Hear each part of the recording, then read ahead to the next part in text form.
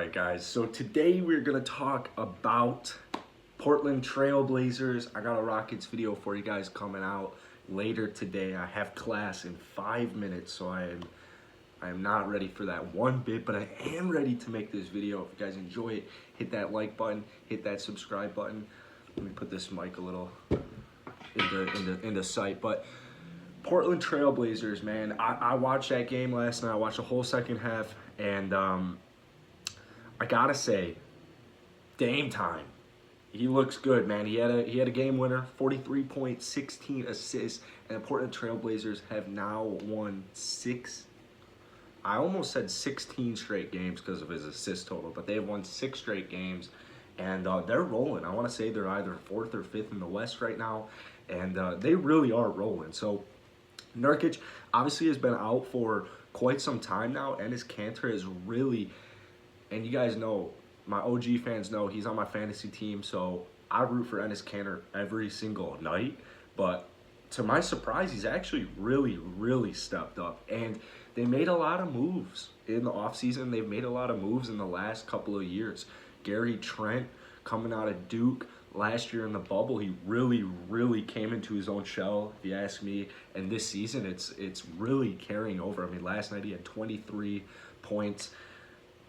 This dude can make a shot, man, and you guys know I love Duke, so any Duke player is a fan of me. For my Rockets fans out there, Robert Covington going to Portland was really tough because we really could have used Robert Covington at the end of last year just for his defensive abilities, but he's had a pretty, hot and cold season over in Portland, but seems to be, with this win streak, getting it going a little bit better. He had 12 points, 8 rebounds last night, and then also the final starter for him, because CJ was out as well. CJ's been out. I think he'll be coming back pretty soon, but Derrick Jones Jr., 13 points, 7 rebounds, and 3 assists. So that's just their starting 5 with CJ and Nurkic both out, and that's a really talented starting 5, man. Coming off the bench, obviously you got Carmelo Anthony. Melo's my dude, man. Melo's my dude. He's still got a little bit left in the tank, and I really want to see this dude win a ring. Check the time. Oh, shit, I got class in 2 minutes now. Rodney Hood, also a big fan of Rodney Hood. Anthony Simons, Nazir Little as well.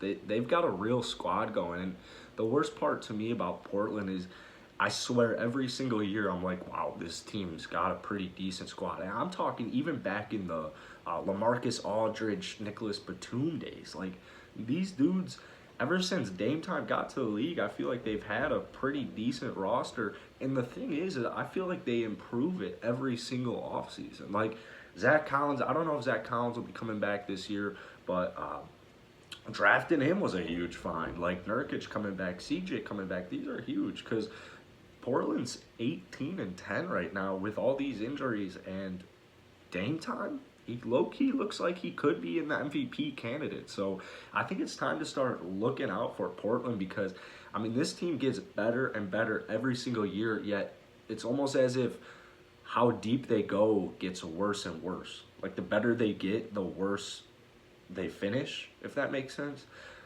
Now, I don't want to say they haven't had some good finishes, but, I mean, they haven't, never made an NBA Finals, conference championship. I think you guys get my point. So I think this year definitely could be a little different with Corona and with all the injuries that are happening right now. And Damian Lillard looks incredible. And once this team is back to full strength, I wouldn't be surprised if they at least made some upsets, because I always love seeing Dame time in the playoffs. This dude is super clutch, and I want to see him go pretty far. So I have class right now, so I will see you guys later.